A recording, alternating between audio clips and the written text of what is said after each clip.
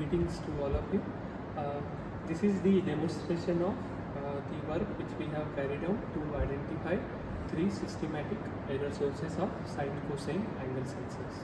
Okay, so this is the PCB which we have implemented, designed for identifying the DC offset, the amplitude mismatch, and phase imbalance between the two outputs received from the sine, cosine, angle sensors.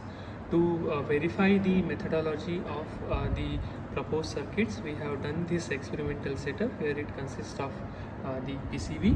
So you can see that this PCB consists of three zero crossing detectors. This we have realized it using the LM311 comparator IC, and this portion of this circuit is for obtaining the dual power supply, wherein we have connected a 12 volt adapter, and this 12 volt adapter with the help of the simple op-amp based ICs and the transistor ICs and all, we are converting this 12 volt signal into plus minus 6 volt power supply for the op-amp ICs.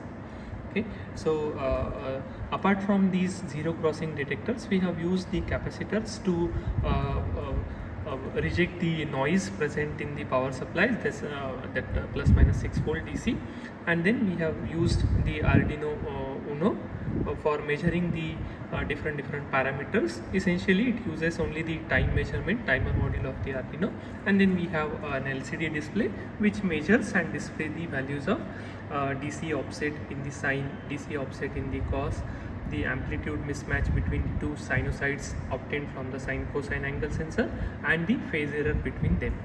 To validate this methodology, we have synthesized the sine cosine natured signals with the help of LabVIEW software. You can see the front panel of the LabVIEW software at the top of the screen, wherein this OS represents the DC offset in the sine, OC represents the DC offset in the cos. The amplitude of the sinusoid is specified as 3 volt. The amplitude mismatch between the sine and cosine is specified as 0.99 or 99%. The phase imbalance between the two sinusoids is defined as 1 degree. And the frequency of the sinusoid is chosen as 100 Hz, which in turn corresponds to 6000 RPM of the speed of the shaft. The front panel of the block diagram of this program is also shown in this lower half window, wherein we have simulated these signals with desired parameters, and then we have exported these signals in the real environment with the help of this compact DIC card from the National Instrument.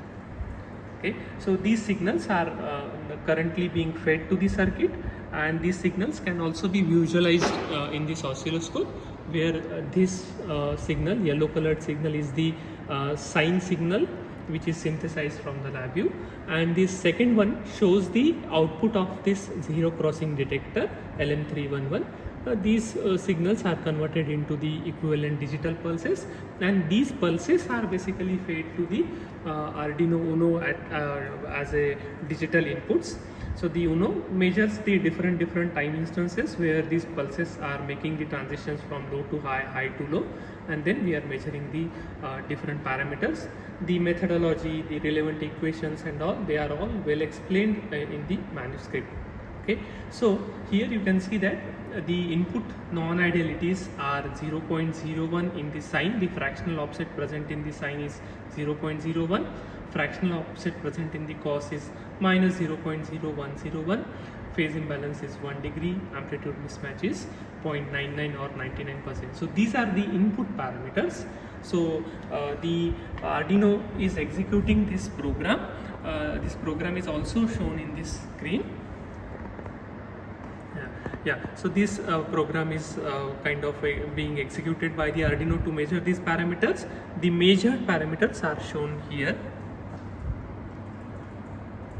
Here we can see that the A stands for the fractional offset present in the sine, B stands for the fractional offset present in the cos, Y stands for the phase imbalance between the two sine and cosine, and D stands for the amplitude mismatch. So these parameters are very close to the input parameters of the system.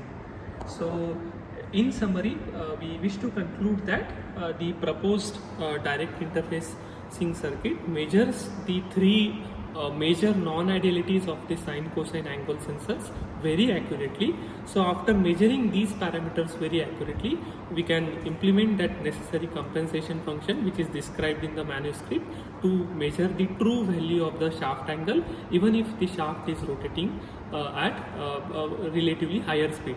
Although here for this video we have shown it for the 100 Hz, but we have thoroughly examined the different cases and went up to 45,000 RPM speed also. Thank you.